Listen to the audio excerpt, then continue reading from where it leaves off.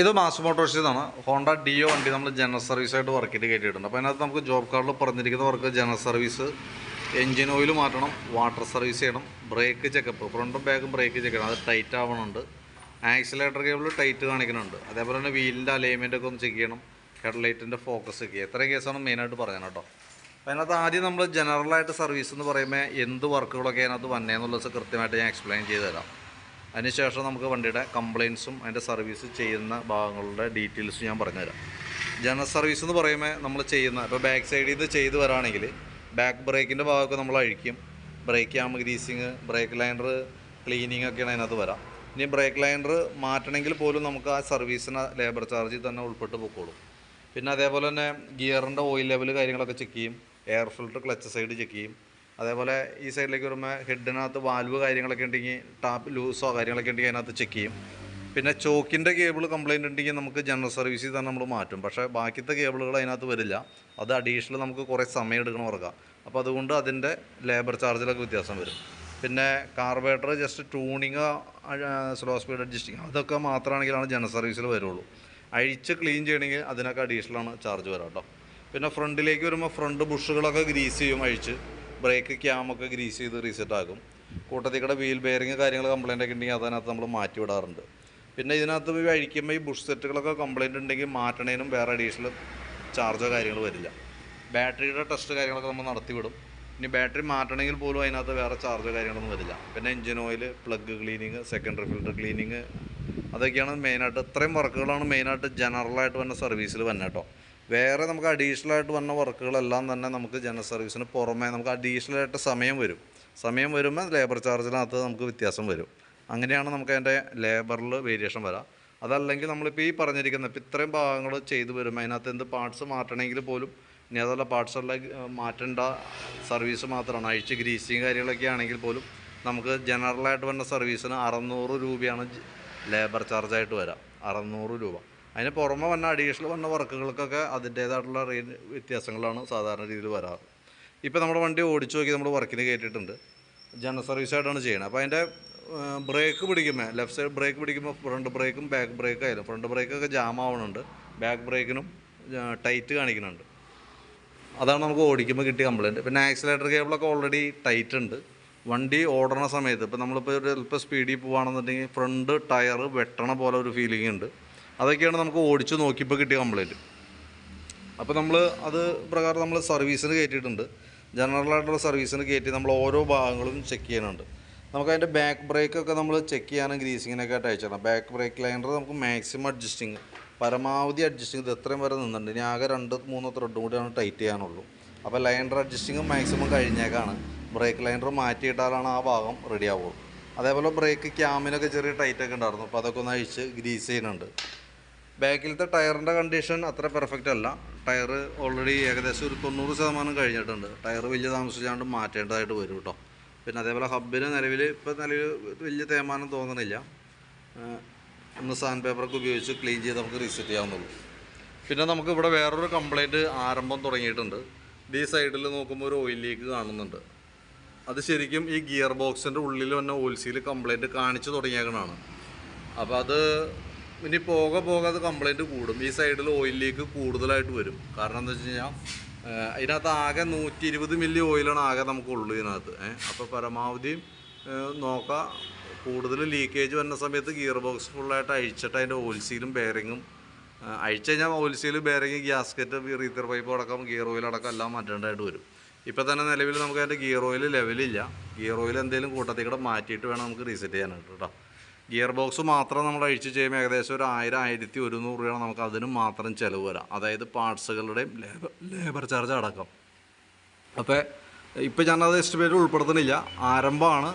ഇനി അതല്ല ചെയ്യണമെന്നുണ്ടെങ്കിൽ വീഡിയോ കണ്ടതിന് ശേഷം നോക്കിയിട്ടൊന്ന് പറയാം. അപ്പോൾ ഞാൻ അതിൻ്റെ അഡീഷണൽ എസ്റ്റിമേറ്റായിട്ട് ഇട്ട് തരാം കറക്റ്റായിട്ട് കേട്ടോ. അപ്പോൾ നിലവിൽ ബെയറിങ്ങിൻ്റെ ഇവിടെയും ചെറിയൊരു പ്ലേ കാണിച്ചു തുടങ്ങിയിട്ടുണ്ട്. ആരംഭമാണ് കേട്ടോ. വേണമെങ്കിൽ ഇപ്പോൾ നമുക്ക് കൂട്ടത്തിൽ കൂടെ ചെയ്തു പോകാം, പിന്നീടുള്ള തലവേദന ഒഴിവാക്കാം. അതല്ലെങ്കിൽ കംപ്ലയിൻറ്റ്സ് കൂടുതലായിട്ട് കാണിച്ചിട്ട് മാറ്റിയാൽ മതിയെങ്കിൽ ആ രീതിയിൽ നമുക്ക് ചെയ്യാം. ഓൾറെഡി അത് കംപ്ലയിൻറ്റ് സ്റ്റാർട്ട് ചെയ്തിട്ടുണ്ട്. പിന്നെ അതേപോലെ നമ്മളതിൻ്റെ എയർ ഫിൽറ്ററൊക്കെ ചെക്ക് ചെയ്യാനൊക്കെ ആയിട്ട് അയച്ചാണ്. എയർ ഫിൽറ്റർ നമുക്ക് കിടക്കുന്നത് കമ്പനി ഫിൽറ്ററാണ്, ഹോണ്ടയുടെ ഒറിജിനൽ ഫിൽറ്റർ തന്നെയാണ്. കുറച്ച് പൊടിയൊക്കെ ഉണ്ട്, അതൊക്കെ ഒന്ന് തുടച്ച് ക്ലീൻ ചെയ്ത് നമുക്ക് റീസെറ്റ് ആക്കി എടുക്കാം. പിന്നെ ക്ലച്ചിൻ്റെ ഭാഗം നമ്മൾ അഴിച്ചിട്ടുണ്ട്. CVT ക്ലച്ചാണ്. നമുക്ക് ഈ സൈഡിൽ ഓയിലോ കാര്യങ്ങളൊന്നുമില്ല. മാനുവലായിട്ട് അഴിച്ച് ഗ്രീസ് ചെയ്യേണ്ട വർക്കാണ് നമുക്ക് CVT ക്ലച്ചിനകത്ത് വരാം. അതിന് വേണ്ടി അഴിച്ചതാണ്. അപ്പോൾ അതിൻ്റെ ഓരോ പാർട്സും നമ്മൾ ഡീറ്റെയിൽ ആയിട്ട് ചെക്ക് ചെയ്ത് പോകുന്നുണ്ട്. ഇത് നമുക്ക് ബെൻഡെക്സ് എന്ന് പറയുന്ന യൂണിറ്റാണ്. അതൊക്കെ നല്ലൊരു വർക്കിംഗ് ഓക്കെയാണ്. Variator body, boss drive, roller, ഇതൊക്കെ CVT ക്ലച്ചിൻ്റെ ഓരോ പാർട്ടുകളാണ് കേട്ടോ. നിലവിൽ നോർമൽ ചെറിയ തേമാനമൊക്കെ ഉണ്ട്, പക്ഷേ നമുക്ക് വേറെ പ്രോബ്ലം ഒന്നുമില്ല. എയർ അടിച്ച് അത്യാവശ്യം ലൈനറും അതായത് ക്ലച്ച് ഷൂവും ബെൽറ്റും വർക്ക് ചെയ്യണ പൊടി ഇതിൻ്റെ ഉള്ളിലുണ്ട്. അതൊക്കെ ഒന്ന് എയർ അടിച്ച് ക്ലീൻ ചെയ്ത് റീസെറ്റ് ആക്കാം.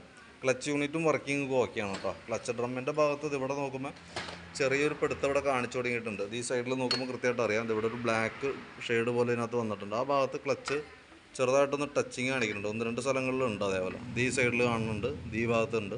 അപ്പോൾ അങ്ങനെ വരുമ്പോൾ സ്വാഭാവികമായിട്ട് നമുക്കിത് ശരിക്കും ഒന്നോലെ ക്ലച്ച് ഔട്ടർ മാറ്റി പുതിയതിടണം. അതല്ലെങ്കിൽ ലെയ്ത്തിൽ കൊടുത്തിട്ട് ഒന്ന് പോളിഷ് ചെയ്തിടണം. ഇതിൻ്റെ കാരണം എന്താണെന്ന് വെച്ചാൽ വണ്ടി എടുക്കുന്ന സമയത്ത് വണ്ടിക്ക് ഒരു ചാട്ടം വിറയിലും കാണിക്കാൻ അതൊരു കാരണമാവും. കാരണം ഇതേപോലെ ഈ ഭാഗങ്ങളിലൊക്കെ വരുമ്പോൾ ഇപ്പോൾ ഈ സൈഡുണ്ട്, അതേപോലെ ഇപ്പുറത്തെ സൈഡും കാണിച്ചു തന്നത്. ഈ സൈഡ് കാണിക്കുന്നുണ്ട്, ഈ കാണുന്ന ഭാഗം കേട്ടോ, ഈ കാണുന്ന ഭാഗത്ത്. അതേപോലെ തന്നെ അതിൻ്റെ തൊട്ടിപ്പുറത്തെ സൈഡിലുണ്ട്. അപ്പോൾ ആ ഭാഗങ്ങളിൽ മാത്രമാണ് ആ ക്ലച്ച് ഷൂ കൂടുതലായിട്ട് പിടിക്കുക. ബാക്കിയുള്ള ഭാഗങ്ങളിൽ പിടുത്തമില്ലാതാണ് പോണേ. അപ്പോൾ സ്വാഭാവികമായിട്ടും വണ്ടി എടുക്കുന്ന സമയത്ത് നിർത്തിയിടത്തുനിന്ന് ഇപ്പോൾ 0 നമുക്ക് ഏകദേശം വണ്ടി മൂവ് ആവണ സമയത്താണ് അതിൻ്റെ പ്രോബ്ലം സ്റ്റാർട്ട് ചെയ്യുക. കാരണം എന്ന് വെച്ചാൽ വണ്ടി ഒരു ജർക്കിങ് ആയിരിക്കും മൊത്തത്തിൽ. വണ്ടി മൂവായി കഴിഞ്ഞാൽ, എൻജിൻ മൂവായി കഴിഞ്ഞാൽ ആ കംപ്ലയിൻറ്റ് ഉണ്ടാവില്ല. കാരണം അതും ക്ലച്ച് ഔട്ടറും ക്ലച്ച് അടക്കം ഒരുമിച്ച് വർക്ക് ചെയ്യണോണ്ട് നമുക്ക് കംപ്ലയിൻറ്റ് കാണിക്കില്ല. ആ നിർത്തിയിട്ട് എടുക്കും. അതായത് നമ്മളിപ്പോൾ സിഗ്നലിലൊക്കെ നിർത്തിയിട്ട് 0 ഒരു വണ്ടി മൂവ് ചെയ്യുന്ന സമയത്താണ് ആ കംപ്ലയിൻറ്റ് കാണിക്കുള്ളൂ. എന്നാൽ ഏകദേശം ഒരു 15-20 കിലോമീറ്റർ വേഗതയിലേക്കൊക്കെ എത്തിക്കഴിഞ്ഞാൽ ആ കംപ്ലയിൻറ്റ് കിട്ടില്ല.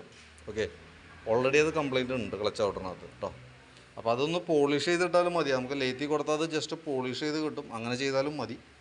പിന്നെ നമ്മളതിൻ്റെ ബെൽറ്റിൻ്റെ കണ്ടീഷൻ ചെക്ക് ചെയ്ത് പോകുന്നുണ്ട്.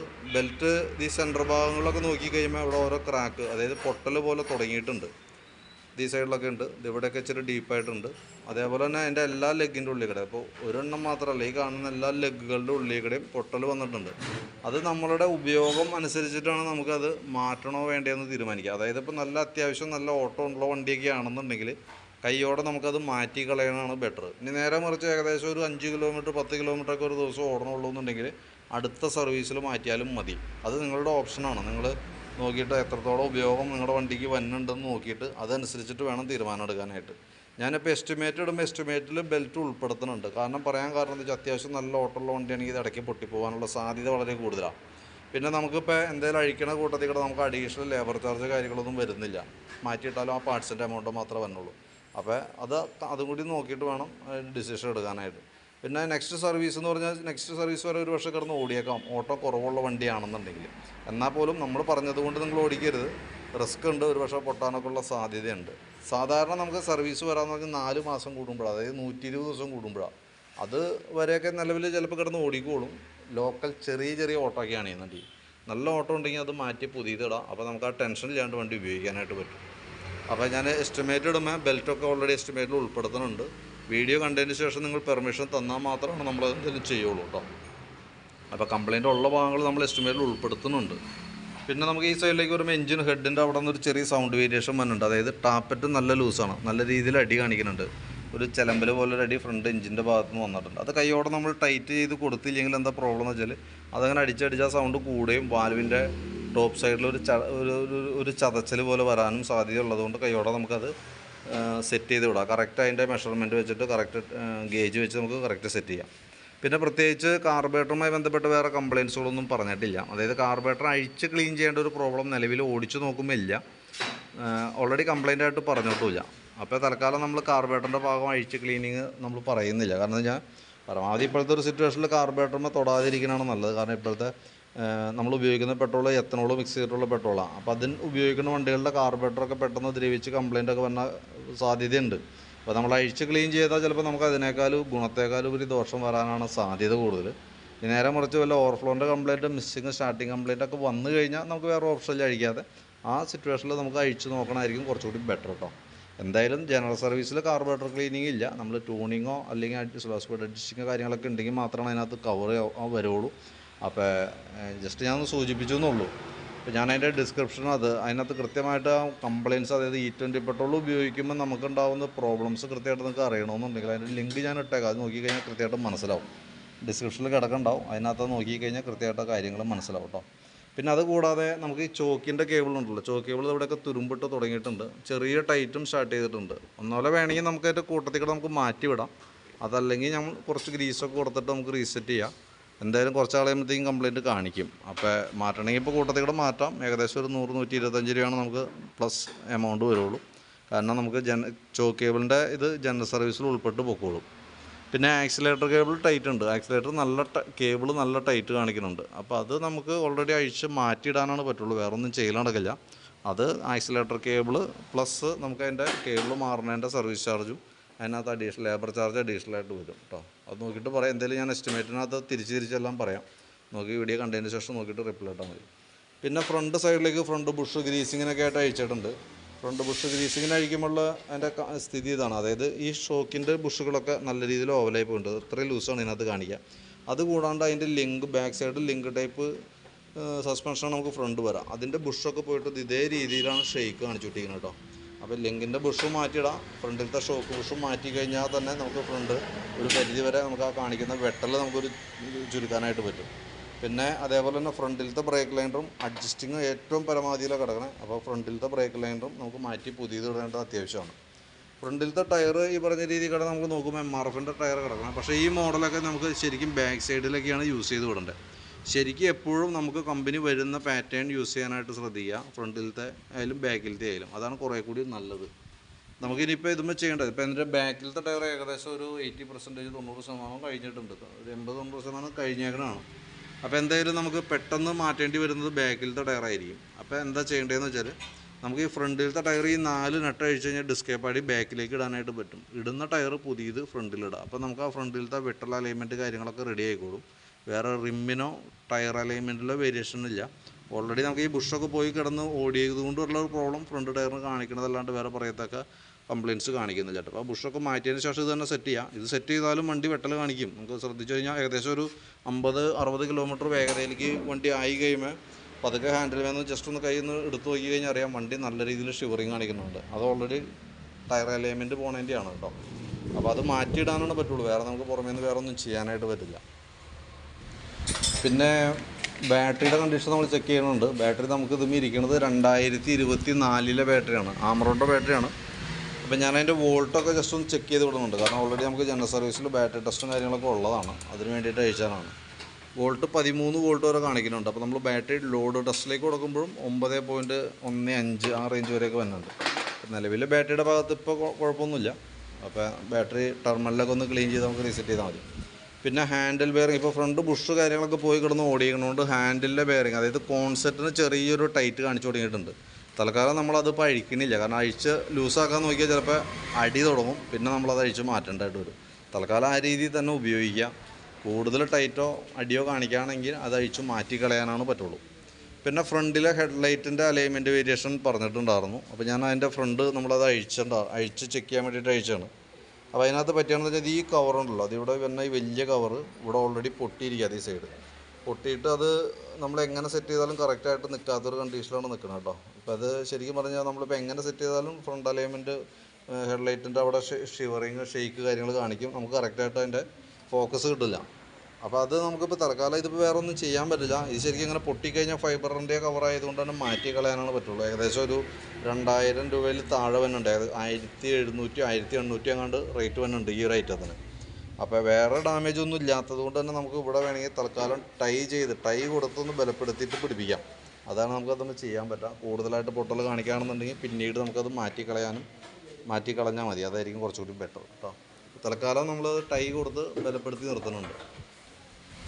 പിന്നെ ഈ സൈഡിലേക്ക് വരുമ്പോൾ സ്പാർക്ക് പ്ലഗൊക്കെ ഒന്ന് ക്ലീൻ ചെയ്യാൻ വേണ്ടി അയച്ചിട്ടുണ്ട്. പ്ലഗൊക്കെ നല്ല രീതിയിൽ ടൈറ്റായിരുന്നു അഴിഞ്ഞു പോരാനായിട്ട്. തൽക്കാലം നമുക്കതൊന്ന് ത്രെഡൊക്കെ ഒന്ന് ക്ലീൻ ചെയ്ത് റീസെറ്റ് ആക്കാം. വലിയ പഴക്കമില്ലാത്ത പ്ലഗ്ഗാണ് കേട്ടോ. അതേപോലെ തന്നെ സെക്കൻഡറി ഫിൽട്ടർ യൂണിറ്റും നമ്മളൊന്ന് അഴിച്ച് ക്ലീൻ ചെയ്ത് റീസെറ്റ് ആക്കുന്നുണ്ട്. എഞ്ചിൻ ഓയിൽ ചെക്കപ്പ് ആൻഡ് റീപ്ലേസ്മെൻറ്റോട് പറഞ്ഞായിരുന്നേ. അപ്പോൾ ഓയിൽ നോക്കുമ്പോൾ ഓയിലിൻ്റെ അവസ്ഥ ഇതാണ്, അതായത് നിലവിൽ ഓയിൽ ലെവൽ കുറവ് കാണുന്നുണ്ട്. അപ്പോൾ നമുക്ക് വണ്ടിക്ക് പഴക്കം വന്നതിനനുസരിച്ച് ഓയിലിൻ്റെ ചിലവിലൊക്കെ വ്യത്യാസം വരാം. അപ്പോൾ ഇത് നിലവിൽ പ്രോബ്ലം എന്ന് വെച്ചാൽ ഇപ്പോൾ നമുക്ക് നിലവിലിപ്പോൾ ഓയിൽ ലെവൽ കുറവുണ്ട്. അപ്പോൾ നമുക്കിപ്പോൾ എഞ്ചിൻ ഓയിൽ എന്തെങ്കിലും മാറ്റി പുതിയത് ഒഴിക്കാം. അപ്പോൾ പിന്നെ നിങ്ങൾ ശ്രദ്ധിക്കേണ്ട കേസ് എന്താ വെച്ചാൽ ഏകദേശം ഒരു മാസം അല്ലെങ്കിൽ 1000 കിലോമീറ്റർ ഒക്കെ ഓടിക്കുകയാണ്. ഓട്ടം കൂടുതലാണെങ്കിൽ 1000 കിലോമീറ്റർ നോക്കാം. ഇനി ഓട്ടം കുറവാണെങ്കിൽ ഒരു മാസം നോക്കാം. അതിനുള്ളിൽ വന്നിട്ട് നമുക്ക് അതിൻ്റെ ഓയിൽ ലെവലൊന്ന് ചെക്ക് ചെയ്യാം, എത്രത്തോളം കുറയണുണ്ടെന്നുള്ള ദിവസം നോക്കാം. കുറയണില്ലെന്നുണ്ടെങ്കിൽ നമുക്ക് നോ പ്രോബ്ലം ഇല്ല, ഉപയോഗിക്കാം. കുറഞ്ഞു പോകുന്നുണ്ടെങ്കിൽ അത് എത്രത്തോളം കുറയണുണ്ട്, അത് എന്തുകൊണ്ടാണ് കുറയണതെന്ന് നോക്കിയിട്ട് അതനുസരിച്ചിട്ട് അതിന് വേണ്ട പരിഹാര മാർഗ്ഗം ചെയ്ത് കൊടുക്കണം. അതല്ലെങ്കിൽ എന്ത് പറ്റുമെന്ന് വെച്ചാൽ ഓയിൽ നമ്മൾ ശ്രദ്ധിക്കാതെ അങ്ങനെ കിടന്ന് ഓടും. ഇപ്പോൾ ഇത്രയും ലെവൽ കുറവുള്ളൂ, ഇനിയിപ്പോൾ ചിലപ്പോൾ അതിൽ കൂടുതലായിരിക്കാം കുറവ് വരാം. അപ്പോൾ അങ്ങനെ വന്നു കഴിഞ്ഞാൽ എഞ്ചിന് ഓയിൽ ലൂബ്രിക്കേഷൻ കിട്ടില്ല, എഞ്ചിൻ ഹീറ്റിംഗ് കാണിക്കും, പെട്ടെന്ന് എഞ്ചിൻ കംപ്ലയിൻറ്റിലേക്ക് പോകും, പിസ്റ്റണൊക്കെ പിടിക്കാനുള്ള സാധ്യതയുണ്ട്. അപ്പോൾ അത് ആ ഒരു ഗൗരവത്തിൽ വേണം നമ്മൾ ഈ ഓയിലിൻ്റെ കേസ് ശ്രദ്ധിക്കാനായിട്ട് കേട്ടോ. അപ്പോൾ എഞ്ചിൻ ഓയിൽ നിർബന്ധമായിട്ടും ഒരു മാസം അല്ലെങ്കിൽ 1000 കിലോമീറ്ററിനുള്ളിൽ നമ്മൾ നിർബന്ധമായിട്ട് ചെക്ക് ചെയ്യണം. പിന്നെ ഓരോ 3000 കിലോമീറ്റർ കൂടുമ്പോഴാണ് സാധാരണ രീതിയിൽ ഓയിൽ മാറ്റണത്. അതും കറക്റ്റായിട്ട് ഫോളോ ചെയ്യാനായിട്ട് ശ്രദ്ധിക്കുക. അതല്ലാന്നുണ്ടെങ്കിൽ അതൊരു മേജർ കംപ്ലയിൻറ്റിലേക്ക് പോകും. ഇതിൻ്റെയൊക്കെ എഞ്ചിൻ വർക്കൊക്കെ വന്ന 10-15,000 രൂപയൊക്കെ നമ്മുടെ കയ്യിൽ നിന്ന് നിപ്പിൽ പോകും. അപ്പോൾ അതൊക്കെ ആ ഗൗരവത്തിൽ വേണം അത് ശ്രദ്ധിക്കാനായിട്ട് കേട്ടോ. അപ്പോൾ നിലവിൽ നമുക്കിപ്പോൾ ഈ പറഞ്ഞിരിക്കുന്ന ഭാഗങ്ങളെല്ലാം ഉൾപ്പെടുത്തിയിട്ടുള്ളൊരു എസ്റ്റിമേറ്റ് ഞാൻ നോക്കിയിട്ട് ഡീറ്റെയിൽസ് വാട്സപ്പിലേക്ക് ഇട്ടേക്കാം. അതായത് ജനറൽ സർവീസിന് പുറമെ നമുക്ക് ഇതിന് വന്നത് ആക്സിലേറ്റർ കേബിൾ മാറുന്നതിൻ്റെ ചാർജും കൂടിയും വരും. അപ്പോൾ ആക്സിലേറ്റർ കേബിൾ, അതിൻ്റെ ലേബർ ചാർജ്, ജനറൽ സർവീസ്, പിന്നെ അതിനകത്ത് എഞ്ചിൻ ഓയിൽ, ബാക്കിയത്തെ ഈ കംപ്ലയിൻറ്റ്സ് പറഞ്ഞ ഭാഗങ്ങൾ ഉൾപ്പെടുത്തിയിട്ടുള്ളൊരു എസ്റ്റിമേറ്റ് ഇടാം. വീഡിയോ കണ്ടതിന് ശേഷം നോക്കിയിട്ട് വാട്സാപ്പിൽ തന്നെ ഒന്ന് റിപ്ലൈ ചെയ്തിട്ട് നമുക്ക് അതനുസരിച്ചിട്ടാണ് വർക്ക് കണ്ടിന്യൂ ചെയ്യാനായിട്ട് പറ്റുള്ളൂ. അപ്പോൾ പരമാവധി നേരത്തെ വീഡിയോ കണ്ടു കഴിയുമ്പോൾ തന്നെ റിപ്ലൈ ഇടാനായിട്ട് നോക്കാം. അതുവരെ വണ്ടി വർക്ക് പെൻഡിങ് ആയിരിക്കും കേട്ടോ. അപ്പോൾ റിപ്ലൈ കിട്ടിയിട്ടാണ് വർക്ക് ബാക്കി കണ്ടിന്യൂ ചെയ്യുള്ളൂ. അപ്പോൾ നോക്കിയിട്ടൊന്ന് പറയാം. ഓക്കെ.